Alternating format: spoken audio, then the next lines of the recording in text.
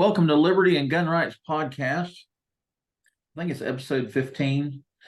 Welcome back, Robert Merting. Robert's going to be our guest tonight, and he's going to speak to us about something interesting with regards to gun laws.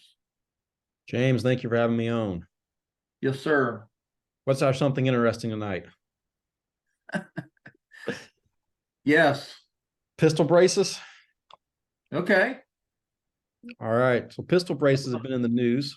That was a hot topic not too long ago. It really was. Back earlier this year, they had the new pistol brace rule, and ATF was offering, put that word in quotations, free registration of your guns, Right. as fork-barreled rifles, which some people took up on that to actually be able to get the pistol braces off and put on a regular stock. Others did not.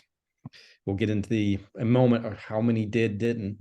But they were offering that under the pistol brace rule. And after a 120-day grace period, those guns were going to become contraband, NFA items, unregistered, and had to be dismantled, surrendered, permanently unmade, something along those lines. You had 4 or 5 options you could take. That, of course, had a lot of talking about it. But shortly thereafter, as we could expect, litigation entailed. And everybody wanted to know what the result of that litigation was going to be. And litigation takes time. So we are now not quite a year. We're about 10.5 months into this.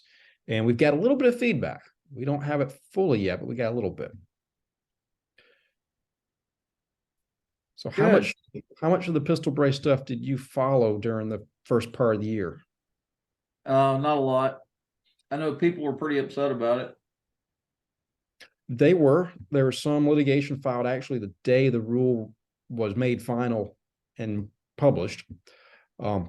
Litigation hitting that very day, so people were ready, complaints prepped, good to go. And by the time that rule became final, which was the end of May 31st, there was at least 3 injunctions against it.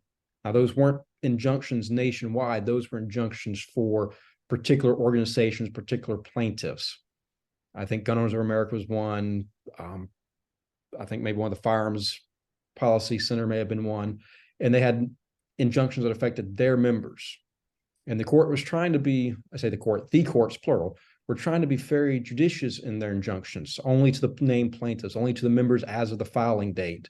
They were trying to allow the ATF to continue to enforce this rule against, the common man. So one of the first things that I would ask is how many people actually complied with the rule. And I helped a lot of clients comply. I have a lot of clients already have NFA items, and this for them was just a chance to get a tax stamp without a cost. Well, the ATF estimated somewhere in the ballpark of 3 to 7 million of these pistol brace firearms in existence. And that number is highly debatable. I think one of the congressional estimates from previous to this was as high as 40 million. So somewhere between 3 and 40 million are government-based numbers. That's a wide margin of error. Of that number, roughly 250,000 actually applied to register. So on the low end at 3 million, that's around 8% success rate. If we take the ATF's high-end number of 7 million, that's a success rate somewhere around 4%. Right. We go to 40 million. I don't know if it even hits a single percentage at that point. So low compliance rate as far as registration goes. And we have no way to know how many people complied by destruction of the guns or removing the components that made them NFA firearms by the ATF's new definition. Right. So one of the more interesting cases that went through, and I say interesting because it's relevant now, may not have been at the time, was one called Mock v. Garland. So Mock versus Garland went through in the Fifth Circuit, one of the Texas courts, and they didn't get an injunction. So they actually lost. We had those 3 injunctions issued early on, but Mock didn't get one. Well, they appealed. And they appealed it to the Fifth Circuit, seeking an injunction. This is just a temporary step. It was a preliminary matter.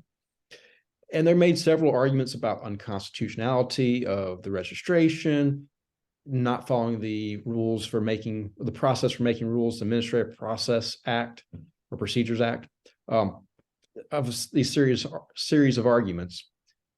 And it made it to the Fifth Circuit. The Fifth Circuit took it up, had a hearing with three judges, which is very normal. And after diving into the rulemaking procedure and how you're supposed to make rules, what you're supposed to do, the Fifth Circuit chastised the ATF and really the lower court and said that this is not a proper rulemaking. That not only is it likely they're going to prevail, that this rulemaking failed, the plaintiffs are prevailing that this rulemaking failed. And then sent it back to the lower court to finish deciding whether or not an injunction was necessary. So the Fifth Circuit didn't actually enjoin the law, or I should say this rule. They sent it back to the court below. And the reason they did that was the court below had to consider 4 different criteria, and they had stopped on the first one when they found it didn't meet that criteria. So instead of checking all 4, they said, okay, the first one that fails, it fails the rule, and we reject. So now, and this is in October time period, the trial court picks up the preliminary injunction. They know now that it's not likely that the plaintiffs are going to prevail. They know the plaintiffs are going to prevail. And so then they start to sit down and weigh whether or not to give them a preliminary injunction. That's almost a bit like knowing your grade before you take the test. Because if you are going to prevail, then the preliminary injunction just preserves the status quo. And the court weighs it, looks at it, and ultimately decides to issue the preliminary injunction. But like the courts before, it issues it only to those parties to the case. So it's for the plaintiffs themselves, and it's for the organization that's bringing the case. It doesn't affect everybody. Of interest, the court notes that in our judicial system, we avoid a constitutional argument. If we've got a situation where we got a constitutional argument and we got a non-constitutional argument, and the non-constitutional argument finalizes the case, meaning that takes care of it, which is exactly what happened here. We got a constitutional argument that the registration of these pistols is unlawful, unconstitutional. But we've also got this argument that the rule doesn't even get to that point because it failed to be passed correctly. Well, once you find the rule doesn't meet the statutory requirements for rulemaking, then we don't get to the constitutional argument. We avoid that. So the court acknowledged this. The rule is not going to pass muster in the Fifth Circuit, so we're not even going to get to the Constitution. But then in trying to address the other factors for preliminary injunction, the court had to consider the likelihood of harm. And here, what is the harm? Well, the harm is more than just the cost of compliance, which could be a few $1,000s. The harm is the loss of a constitutional right. So the court then turned around and dived right into that constitutional analysis to determine, is this a constitutionally protected arm? Now, that's not a definitive analysis because they're not trying to see whether or not this rule violates the Constitution. They're just trying to see whether or not the arms in question are constitutionally protected. And the court concludes they are. A very important way of looking at this, the court starts with the premise that these are lawful semi-automatic pistols. Right. Primarily what we're looking at, lawful semi-automatic pistols, which was protected as early as, or recognized as protected as early as Heller in 2008. And the ATF admits all these pistols would be lawful if you remove this one component. And the courts start to turn to and classify that component as a safety device because it is meant to make the gun more accurate, more controllable, and that therefore would make it safer. So the courts become very critical of the ATF stance at regulating a safety device and start to recognize that these guns are in common use, 3 million to 7 million by the ATF's own estimate, which is the threshold question in the Second Amendment. Is this an action? Is this an arm that is protected? And the courts are finding, yes, it is. So that's not definitive, but it bodes well for where we're going. That's October. So let's come into November, where we get our really big, interesting case. We now introduce a second case to what we're discussing. So this is also in the Fifth Circuit, and this is Brito versus the ATF. And this comes after Mock has been decided by the Fifth Circuit. It comes after Mock has also had a preliminary injunction issued by the trial court. And what is a short opinion for these cases, about 9 pages, the court says, well, clearly we already know we have to say they're going to win. That's what we've been told by our circuit court. We have to recognize that. Recognizing that, we then balance out our other objectives, our other criteria, and we say, hey, this is a constitutional right. Depriving it for a day is uncompensatable. You can't throw money at that and fix it. So they recognize that a preliminary injunction should issue. And instead of going into trying to weigh the equities of who do we enjoin and do we enjoin one party, all parties, the court just says we're enjoining the rule entirely, cannot be enforced. Now, that's on November 8th, and I don't have an update at this point about appealing, but I'm pretty sure the ATF is trying to get a stay or a supersedes on this and to appeal it and hold it.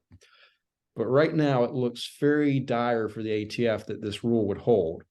It is appearing that this rule is going to be struck down, and it's just now a matter of how and what the ATF is going to do and whether Congress would step in. So that's kind of the lay of the landscape at the moment, James. Okay. That's throwing a lot at you. What you thinking? that's very interesting. I guess my last episode I had there was a IRA or ILA NRA email alert, action alert about the new semi-automatic weapons ban that I think 2 senators are trying to push through Congress. And I don't know if you're familiar with that one or not, but it's pretty widespread, very comprehensive. You know, they're trying to ban almost everything, it seems like. And I don't remember all the details of it. Let's see if I can find it here. James, I've seen something to that effect. That's basically anything with a detachable magazine would be the shortest way to summarize it. Right.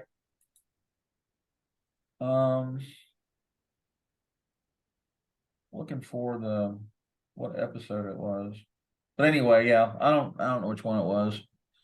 But yeah, this said something about a 10-round magazine. You know, that seemed to be a commonality in what they're trying to do. Anything that has anything larger than a 10-round magazine. Anything that looks like it's a militaristic firearm of any kind, you know, the same verbiage they've been using. It's highly unlikely something of that nature would pass constitutional muster under the current makeup of the Supreme Court, which of course highlights the importance of both a president to appoint Supreme Court justices and a Senate that can approve or disapprove of them. Right. So certainly right now, that's a balance that is always on the edge, if you will. It's in our favor at the moment, but much of that will depend upon who is the next president of the United States and who would he appoint, who wouldn't he appoint. Right. From a conservative perspective, Trump has probably done better than maybe any president in my lifetime because of the complete lack of being able to get quality conservatives by our more recent Republicans after or before Trump. Right.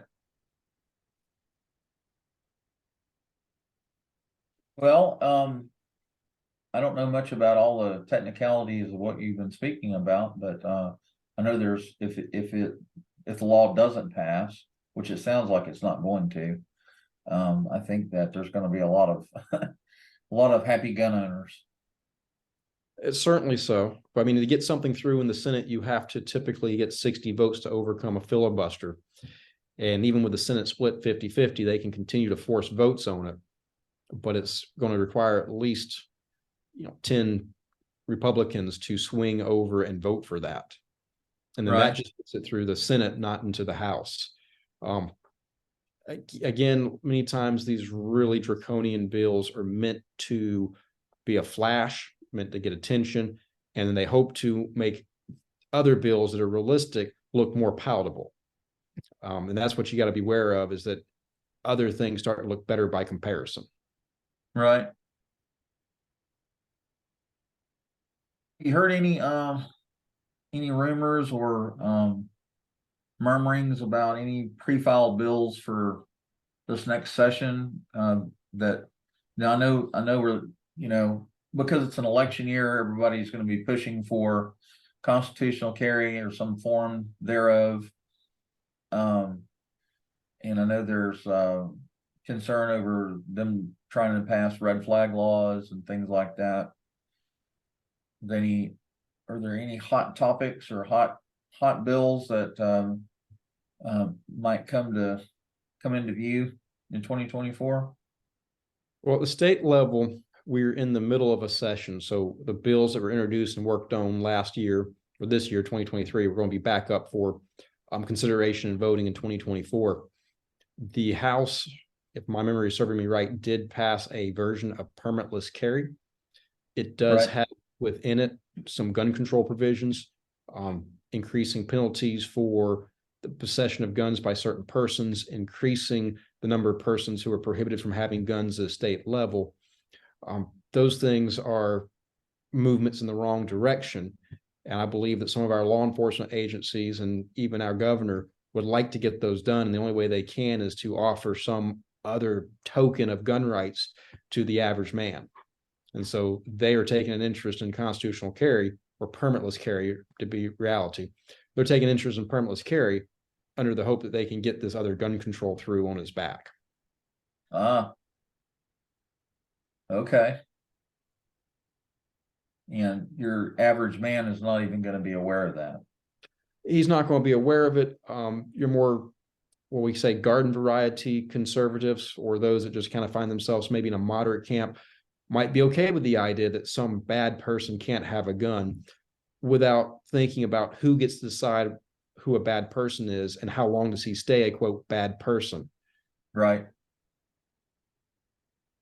In other words, if you have somebody that was convicted of a felony and they served their time and now they're back out in society, living life, there's some question about whether a known felon has the right to self-defense, right? And that's probably a hot topic as well.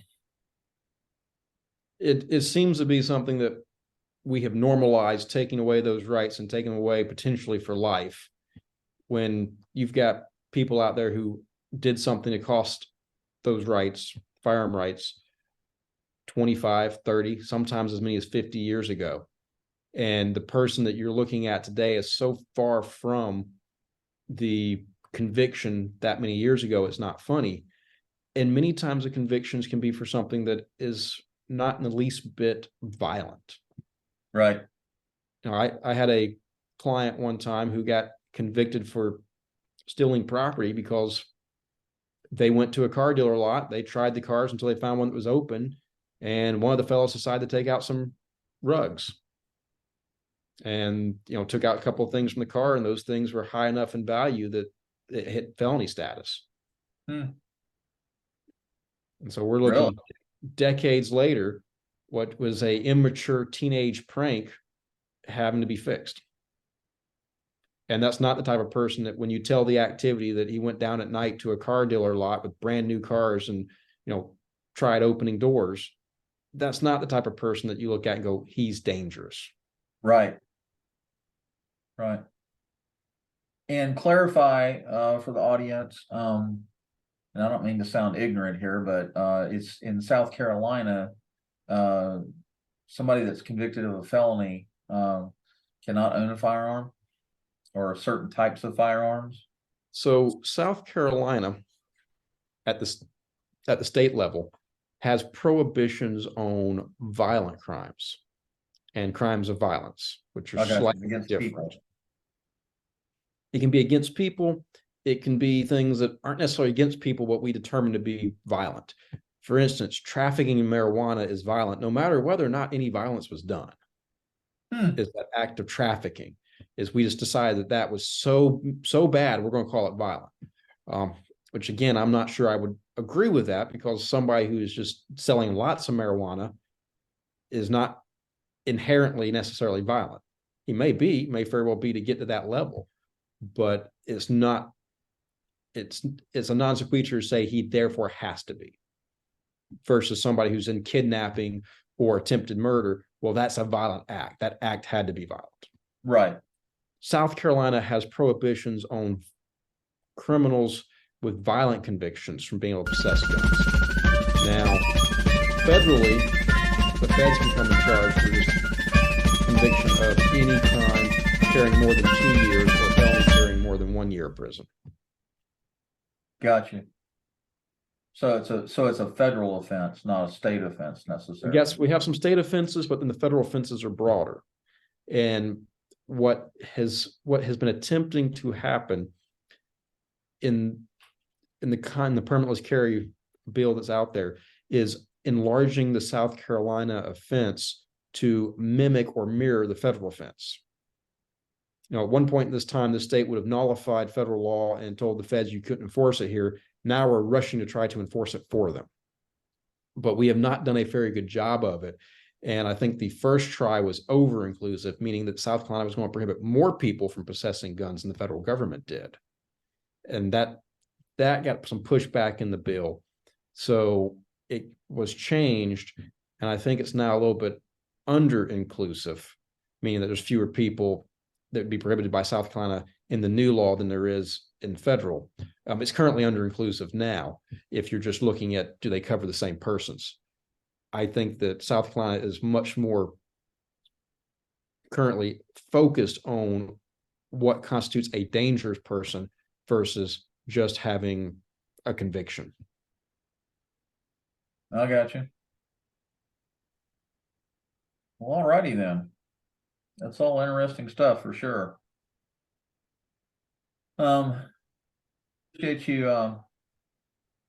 coming online and sharing with us this information. And I'm not sure I have that much more to add to that. Well, James, thank you for having me. I appreciate it. Absolutely. Glad that you're here. I certainly appreciate all your knowledge, and I'm glad you were able to share that with our listening audience.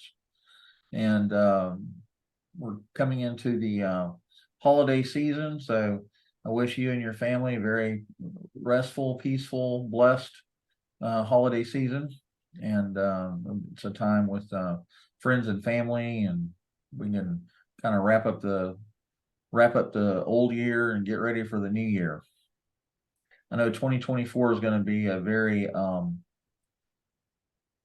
interesting year, very active year for everybody, for sure, especially those of us that are Second Amendment activists, and we're looking to increase our gun rights and our liberty here in South Carolina, and all across the nation for that matter.